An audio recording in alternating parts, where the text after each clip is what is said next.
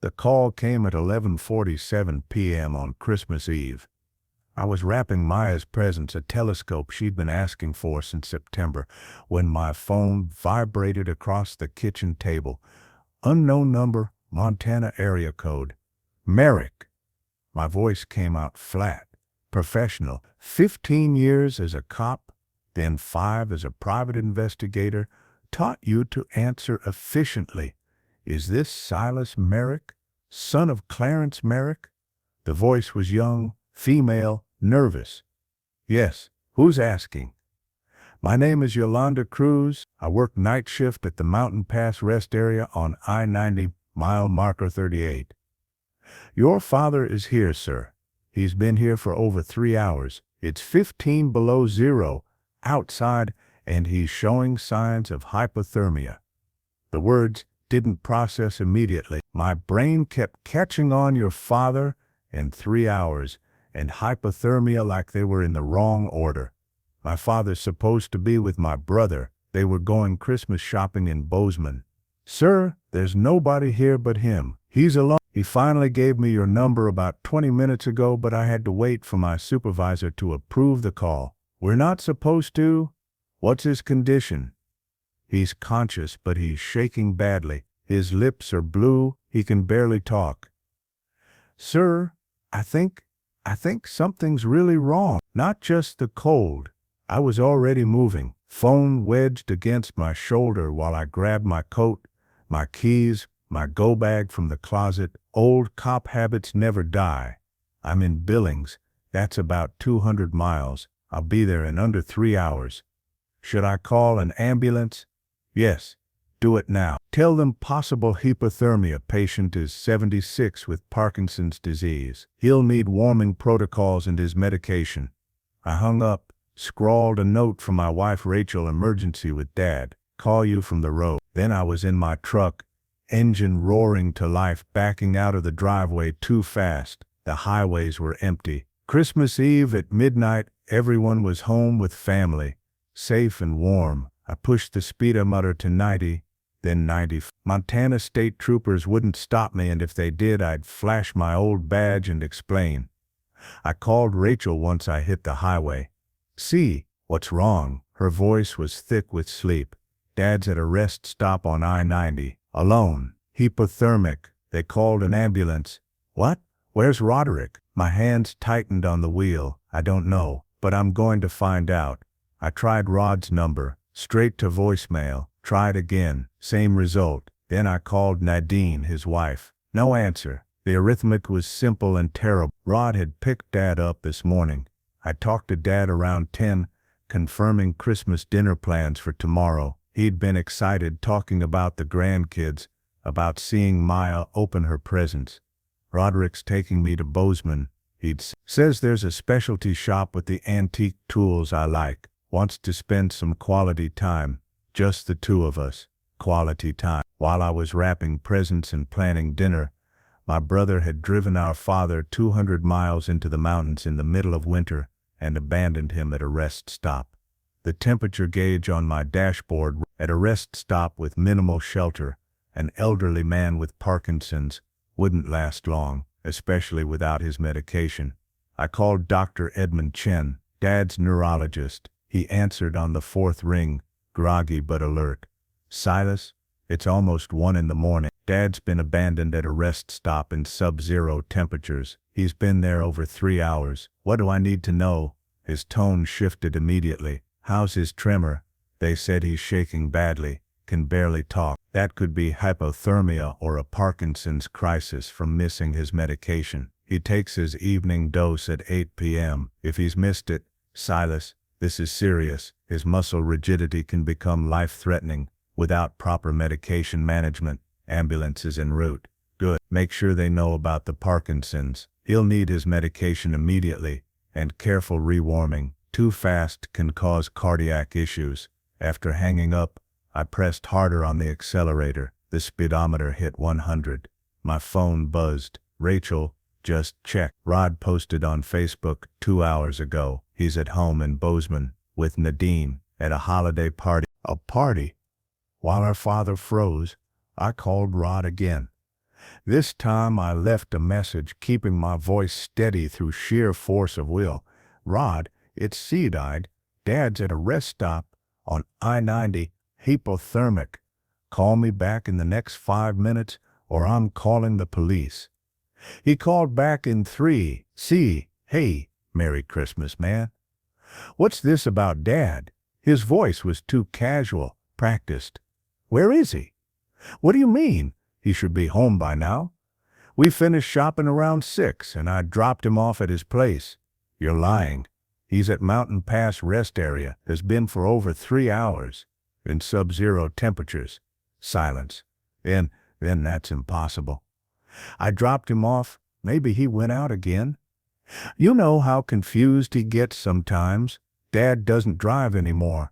You know that. And he's not confused. He has mild Parkinson's, not dementia. Look, I don't know what to tell you. I dropped him at home. If he's somewhere else, that's not my responsibility. The coldness in his voice was worse than the denial. This wasn't panic or concern. This was calculation. I'm 20 miles out. When I get there, we're going to have a very different conversation. I hung up before he could respond. Mountain Pass rest area appeared suddenly, a small cluster of buildings with harsh fluorescent lights cutting through the darkness. An ambulance sat in the parking lot, rear doors open, EMTs working. I pulled in too fast, tires crunching on snow and ice, and was out of the truck before it fully stopped. A young woman in a rest stop uniform stood near the ambulance, watching anxiously. Yolanda Cruz, presumably. Mr. Merrick, where is he? She pointed to the ambulance. I climbed in. Dad sat on the gurney, wrapped in silver thermal blankets, an oxygen mask over his face. His hand shook violently, more than his usual Parkinson's tremor. His lips were still faintly blue, but his eyes were clear and furious. He pulled the oxygen mask down. Silas, his voice came out rough, damaged. Roderick left me here, on purpose. One of the EMTs, a woman in her 30s, turned to me. Your family? His son. What's his status? Core temperature was 92 when we arrived. We've got him warming slowly. Blood pressure's elevated, but that's expected. He's responding well, but he needs hospital monitoring. His Parkinson's medication, we administered it 10 minutes ago. His evening dose was 3 hours overdue. I knelt beside the gurney, taking Dad's shaking hand carefully. I'm here now. You're safe. He did this deliberately. Dad's voice shook with cold and anger. We stopped here. He said use the restroom.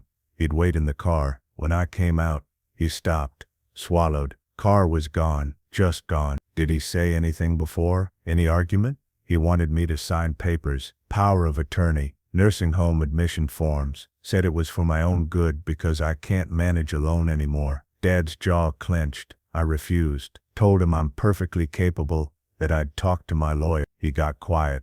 Too quiet. The EMT interrupted. Sir, we need to transport to Billings Medical Center. You can follow in your vehicle. I looked at Yolanda, who'd been standing outside the ambulance. I need a statement from you. Everything you saw. She nodded quickly. He came in around 8:30. Asked if there was a phone he could use. Said his cell died. I let him use the office phone to call a taxi, but there aren't any that come out this far. He sat in the waiting area, shivering. I gave him coffee, a blanket from our emergency supply. He kept watching the parking lot, like he expected someone to come back. Did you see the car that dropped him off? Black SUV. I didn't get the plate, but I remember thinking it was expensive. Lexus, maybe. Roderick drove a black Lexus. When did you call me? Around 11:30. He finally broke down, started crying, said his son left him, gave me your number. But I had to get supervisor approval first for long-distance calls, then the ambulance. I'm sorry it took so long. You saved his life. Thank you. I pressed $200 bills into her hand before she could refuse. Merry Christmas. The ambulance doors closed. I followed them through the darkness, my truck's headlights cutting through swirling snow that had just started falling. My phone buzzed constantly. Rachel checking in, Rod calling back, Nadine texting. I ignored them all. The hospital staff was expecting us. They wheeled Dad directly into the ER, a trauma team already assembled. I gave them his medical history, his medications, the timeline of events. Edmund Chen arrived 40 minutes later, still wearing pajamas under his coat. Silas, he gripped my shoulder. How is he? Conscious, angry, temperature's coming up. Good. Anger's a good sign. He disappeared into the exam room. I stood in the waiting area, hands clenched, mind working through the implications. This wasn't negligence or confusion. This was deliberate abandonment in life-threatening conditions. Attempted murder. My phone buzzed again. Rod, we need to talk, face to face. Can you come to Bozeman tomorrow? I texted back. No, you come to Billings. Dad's at Billings Medical Center. Be here by noon, or I'm filing a police report. His response came immediately. Police report for what? I told you I dropped him at home. Whatever happened after that isn't my fault. I didn't respond, just saved the text message. Evidence. Dr. Chen emerged an hour later. He's stable. Core temperature is back to normal. Parkinson's symptoms are under control. We're admitting him overnight for observation, but he should be fine. Can I see him? Room 34. But Silas, he paused. Your father told me what happened. What your brother did. This is elder abuse. You need to document everything. I'm already on it.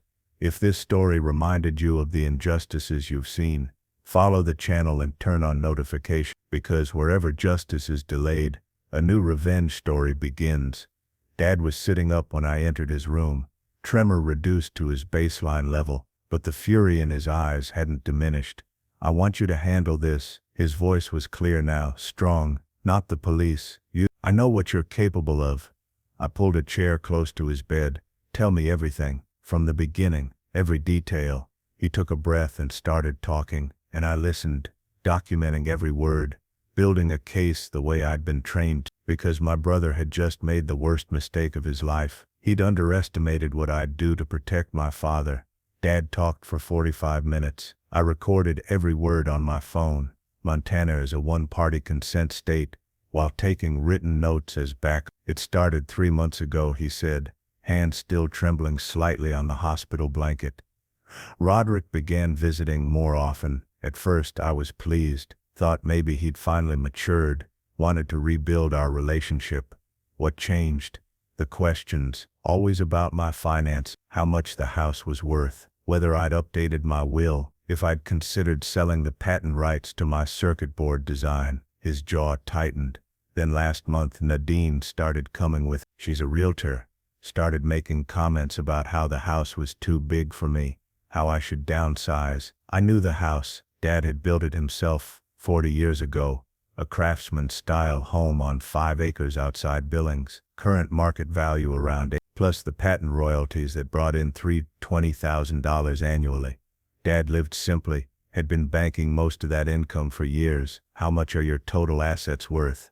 Dad looked uncomfortable discussing it, but answered, around $2.4 million. The house investments, the patent income stream. That explained Rod's sudden interest in family bonding. What happened today specifically? He picked me up at 10 this morning, said he wanted to take me Christmas shopping, spend time together. We drove to Bozeman. He was charming, telling stories, asking about my engineering work. I thought, his voice cracked, I thought maybe I'd been wrong about his motives. I waited, let him compose himself. We stopped for lunch around 1. That's when he pulled out papers. Said it was just standard stuff, making sure I was protected in case something happened. Power of attorney, health care directives, admission papers for Mountain View Senior Living. Did you read them? I'm an engineer, Silas. I read everything. The power of attorney gave him complete control over my assets. The nursing home papers authorized immediate admission at his discretion. There was even a clause about selling my house to pay for care. My hands tightened on my notepad. What did you say? I said no.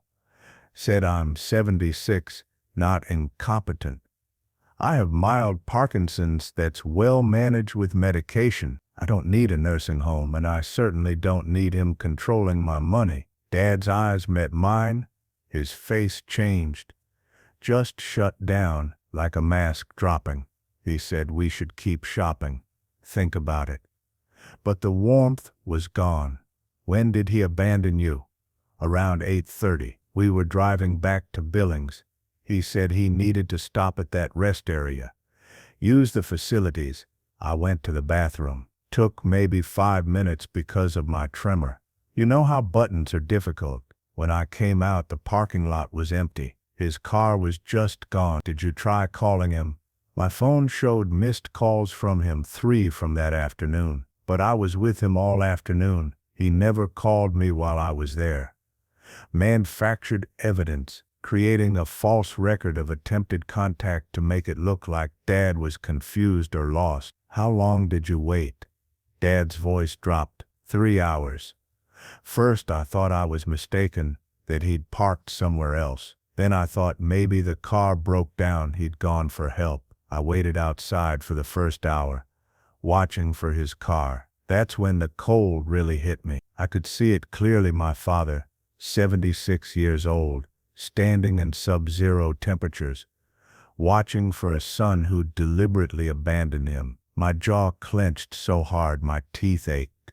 Eventually I went inside. That young woman, Yolanda, she could see something was wrong, brought me coffee, a blanket, but I kept watching the doors, kept thinking he'd come back, that there was some explanation. When did you realize he wasn't coming? Around 11. That's when I finally accepted what had happened, what he'd done. Dad's hands trembled more violently. My own son tried to kill me. Silas, if I'd stayed outside another hour, if that girl hadn't called you, but she did. You're safe now. I want him destroyed. The words came out flat, absolute, not arrested, not just charged, destroyed. Can you do that? I looked at my father, 76 years old, brilliant mind, gentle soul, furious now in a way I'd never seen. Yes, I said, I can. Dr. Chen released Dad the next morning. Christmas, I took him to my house, where Rachel had prepared the guest room, and Maya was waiting with carefully wrapped presents and determined cheerfulness. Grandpa, she threw her arms around him carefully, aware of his tremor. Merry Christmas, we saved breakfast for you. Dad hugged her back and some of the fury drained from his face. Merry Christmas, sweetheart. While they ate pancakes and opened presents, I went to my office and closed the door. 15 years as a cop, 5 as a private investigator. I knew exactly what I needed to do. First call, Octavia Monroe, criminal defense attorney. We'd worked together when I was on the force. She was sharp, ruthless when necessary, and owed me favors. Sir, Merry Christmas. This better be good. I need to file attempted murder charges, elder abuse, financial exploitation. How fast can you move? For you, fast. What happened? I laid out the facts. The abandonment, the hypothermia, the forged calls, the coercive documents. Dad's state. You have evidence? Her tone had shifted to professional focus. Recorded statement from the victim, witness testimony from rest stop employee, medical records documenting hypothermia, text messages from my brother lying about his location, and I'll have more. Get me everything by tomorrow morning. I'll file by end of business. Second call, Marcus Webb, forensic accountant. He's specialized in financial fraud cases. Marcus, I need a deep dive on someone. Financial records, credit reports, bank accounts, everything legal that you can access. Who? My brother, Roderick Merrick, and his wife, Nadine Merrick. I gave him social security numbers I'd memorized from old family tax documents. Find everything, gambling debts, loans, business failures. I want to know why they needed my father's money. How fast? 72 hours. Done. Third call, Detective Fiona Haas, Montana Elder Abuse Unit. We'd gone through academy together 20 years ago. Fiona, it's C. I need to report attempted murder and elder abuse. She listened without interrupting, as I explained. When I finished, she was silent for a long moment. Jesus, see, your own brother? Evidence doesn't lie. Send me everything. I'll open an investigation today. Where's your father now? Safe with me? Keep him there. I'll assign a patrol car for drive-bys, just in case.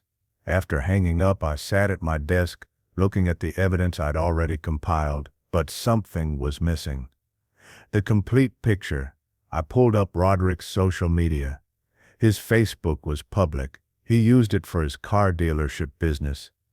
I scrolled back through recent posts. December 15th, photo of him and Nadine at an expensive restaurant. Caption, celebrating success. December 8th, new Rolex watch. Caption, treat yourself. November 30th, black Lexus. Caption, upgraded the ride, living large, but the forensic accountant would tell me if it was real or borrowed money. Then I found something interesting, a post from 6 months ago. Investing in the future. Big things coming. Comments beneath it from friends asking about his investment opportunity. Roderick responding vaguely about getting in on the ground floor of a sure thing. I screenshot everything, added it to my evidence file. My phone buzzed. Text from Rod. Dad's at your place. Can I see him? We need to talk. I didn't respond immediately. Let him wait. Let him worry. Marcus Webb called back that evening. See, I've got preliminary findings. You need to see this in person. He lived 20 minutes away. I drove through Christmas evening streets, empty and peaceful, the opposite of what was brewing in my mind. Marcus's home office was a converted basement, screens covering every wall, multiple computers running. He handed me a thick folder. Your brother is drowning financially, has been for at least 2 years. I opened the folder, bank statements, credit reports, loan documents. Start with the gambling debts. He owes $107,000 to 3 different casinos. They've sent collectors after him twice in the past 6 months. Casinos? Online poker, sports betting, some blackjack trips to Vegas. He's been chasing losses for years. Marcus pulled up more documents. Then there's the business. His car dealership is failing. He took out a second mortgage on his house. $200,000 to keep it afloat. That dealership is 6 months from foreclosure. What about Nadine? What would you do at this point? Write it in the comments. Your thoughts are as important as the story itself. Real estate agent, but she's barely selling anything. 3 transactions in the past year. Combined income for both of them last year was maybe $85,000. But they're spending, he whistled, over $200,000. New cars, expensive dinners, luxury goods, all on credit. Total debt, $340,000, not counting the business loans. The picture was crystallizing. Desperate people do desperate things. Anything else? This. He pulled up a document. 2 weeks ago, Roderick inquired about expedited probate services. Asked how quickly an estate could be settled in Montana if the deceased had a will. My blood went cold. He was planning this, researching what to do after Dad died. Or after he killed him, Marcus said quietly. I took copies of everything, paid Marcus double his usual rate, and drove home. Dad was asleep in the guest room. Rachel was reading on the couch. How bad? She asked. Worse than I thought. Rod's in debt over $300,000. He was planning to kill Dad and inherit everything. Rachel's face went pale. What are you going to do? Destroy him? Legally, completely. Be careful, see. He's still your brother. He stopped being my brother when he left our father to die. I went to my office and started organizing evidence into categories. Financial motive, premeditation, opportunity, intent. The attempted murder case practically built itself. At midnight, I finally responded to Rod's text. You can see Dad when you're ready to explain why you left him at a rest stop to freeze to death. His response came immediately. That's not what happened. You're believing his confusion over me. He gets things mixed up. The Parkinson's affects his memory. I screenshot the text. More evidence of his strategy, claiming Dad was mentally incompetent. My response: Dad doesn't have memory issues. His neurologist will testify to that. But I have witnesses, medical records, and your text messages lying about dropping him at home. See you in court. I turned off my phone and went to bed. Tomorrow, the real work would begin. The police came at 7 a.m. on December. I watched through my window as Detective Haas and two uniformed officers approached Roderick's house in Bozeman. I wasn't there. I was 200 miles away in Billings, but Fiona had agreed to live stream the arrest via her body cam off the record. Rod answered the door in a bathrobe, coffee mug in hand. The confusion on his face would have been convincing if I didn't know better.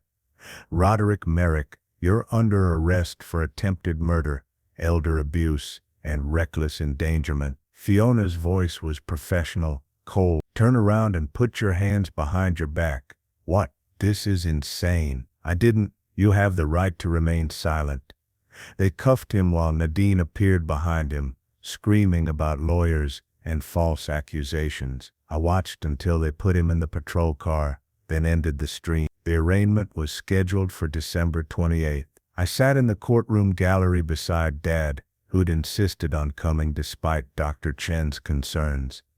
Rod's attorney, Preston Vale, expensive suit, slick-back hair, argued for minimal bail. Your Honor, my client is a respected businessman with deep community ties. He has no criminal record. These charges are based on a tragic misunderstanding involving his elderly father, who suffers from Parkinson's disease and associated cognitive decline.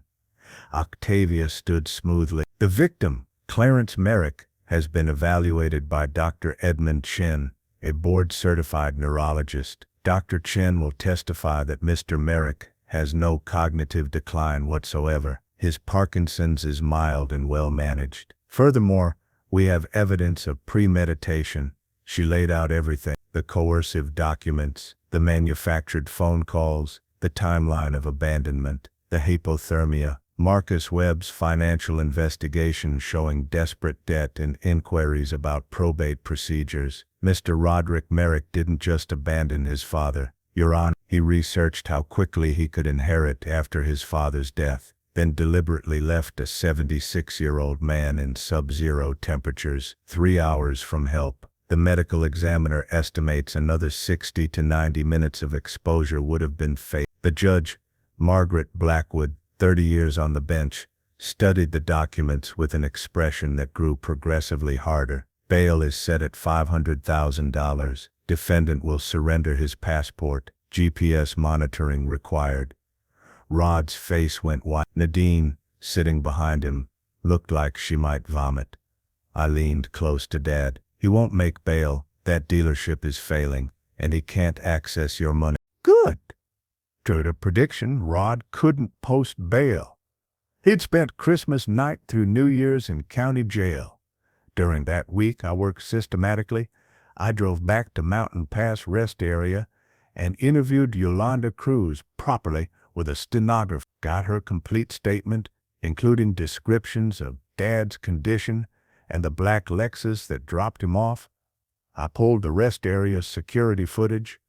The manager initially refused, but I'd called in a favor with the Montana Highway Patrol. The footage showed everything. Rod and Dad entering the rest area at 8:23 p.m., Dad going to the bathroom at 8:27 p.m., Rod leaving the parking lot at 8:31 p.m. Alone. 4 minutes. He'd waited exactly 4 minutes before abandoning his father. I interviewed the EMTs who'd responded, got their medical assessments, their documentation of Dad's condition. Dr. Chen provided a comprehensive report, detailed Dad's Parkinson's diagnosis, his treatment regimen, his excellent cognitive function, and the dangers of medication interruption combined with hypothermia exposure. Every piece of evidence was documented, photographed, recorded. By January 2nd, I had a case file 3 inches thick. Octavia called that afternoon. The DA wants to meet. They're considering upgrading charges to attempted first-degree murder. Based on what? The probate inquiries. That's clear. Premeditation. He researched inheritance timelines, then created conditions likely to cause death. That's not reckless endangerment. That's calculated murder. Do it. The upgraded charges were filed January 5th. Rod's bail was revoked entirely. He'd stay in custody until trial. That same week, I made a different kind of call to every car dealership in Montana, specifically their finance departments. This is Silas Merrick, private investigator. I'm conducting due diligence on Roderick Merrick of Bozeman Auto Sale. Has he approached you about loans, partnerships, or inventory financing? Third call hit gold. Yeah, he came in last month. Wanted a $100,000 inventory loan. We ran his credit. It's garbage. Denied him immediately. Subscribe and stay tuned so you don't miss any true revenge stories. Sometimes, even silence is the strongest form of revenge. Did he mention why he needed the money? Said he had a big inheritance coming soon, just needed bridge financing, but his financials didn't support it. I thanked him, added the information to my file. More evidence of expectation, planning, motive. Marcus Webb called with a final report. I found something else. Nadine has a sealed court record from I can't access details, but it's fraud-related. Case was dismissed, but the filing exists. Can you find out more? I know a clerk in that county courthouse. Let me make some calls. 2 days later, he called back. Nadine was accused of forging documents to inflate home values on sales. She'd use fake comparables to convince buyers properties were worth more than actual value. Case was dismissed when witnesses recanted, probably paid off, but the accusations were detailed. Send me everything.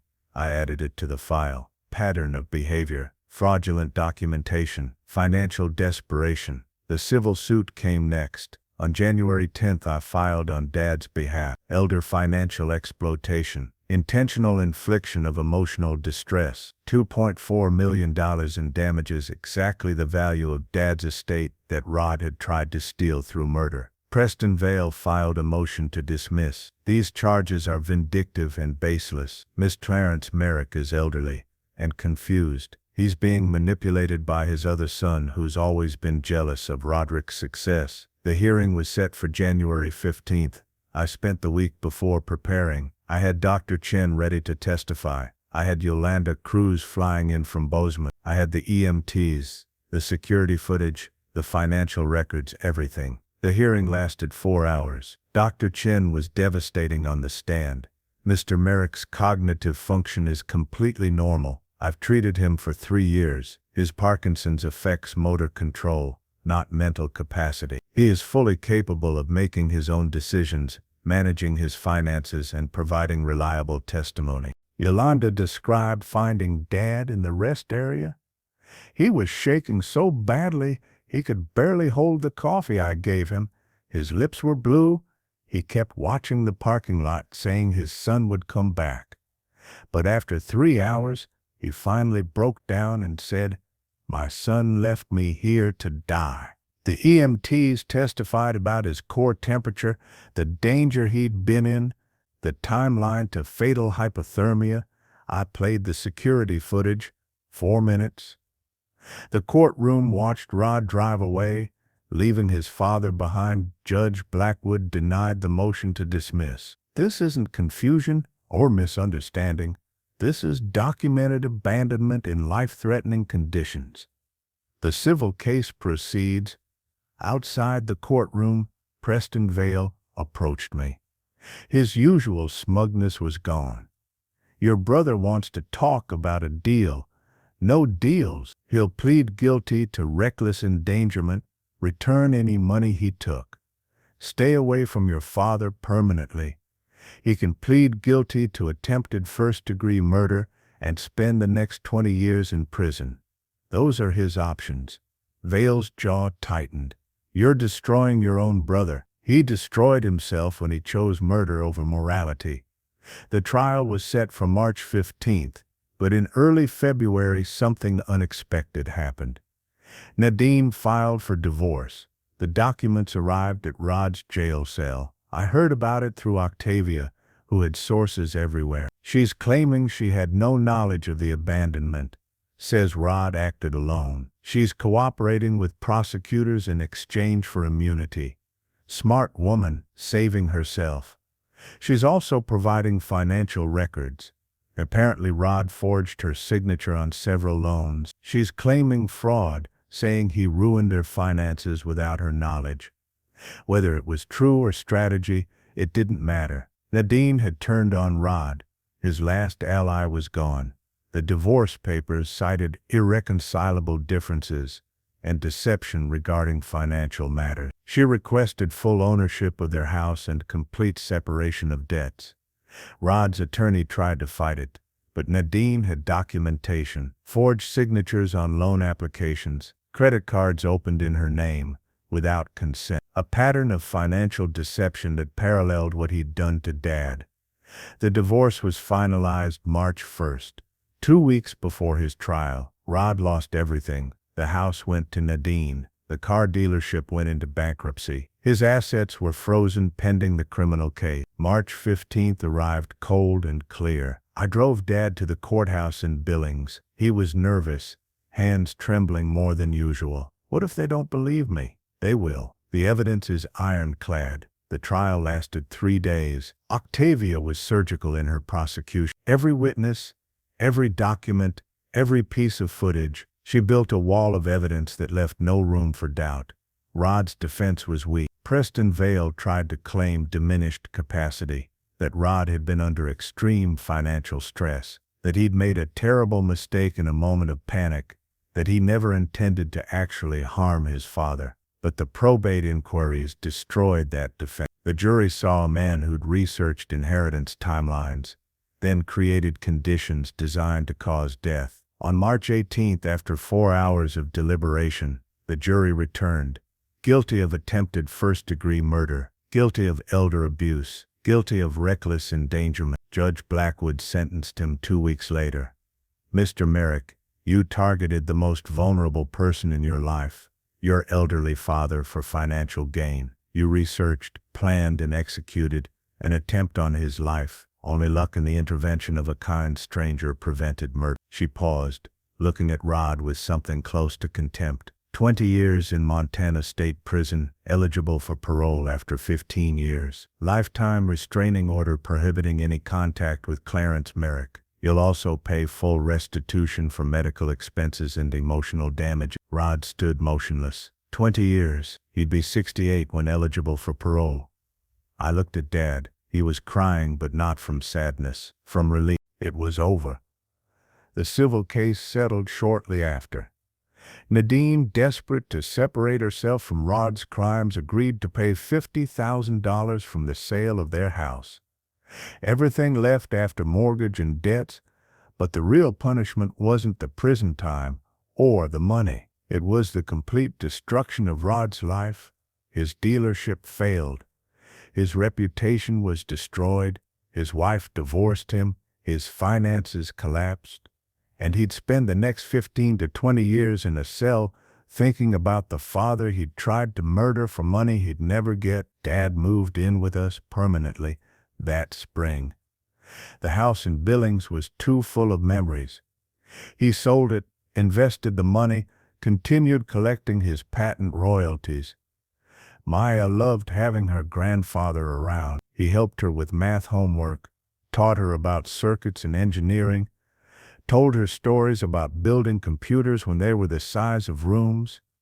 One evening in late April, Dad and I sat on the back porch, watching Maya play in the yard. "Do you regret it?" he asked quietly. "Destroying your brother?" I thought about the question. About 15 years as a cop, learning that justice sometimes required ruthlessness. About finding my father hypothermic at a rest stop, abandoned to die. About Rod's researching probate procedures before attempting murder. No, I don't regret protecting you. I don't regret holding him accountable. And I don't regret making sure he can never hurt anyone else. He was your brother. He stopped being my brother when he left you at that rest stop. I looked at Dad. Family isn't just blood, it's action. It's choice. Rod chose murder. I chose justice. Dad nodded slowly, squeezed my shoulder. Thank you for saving my life, twice. Twice. We sat in silence as the sun set, watching Maya chase fireflies in the growing dusk.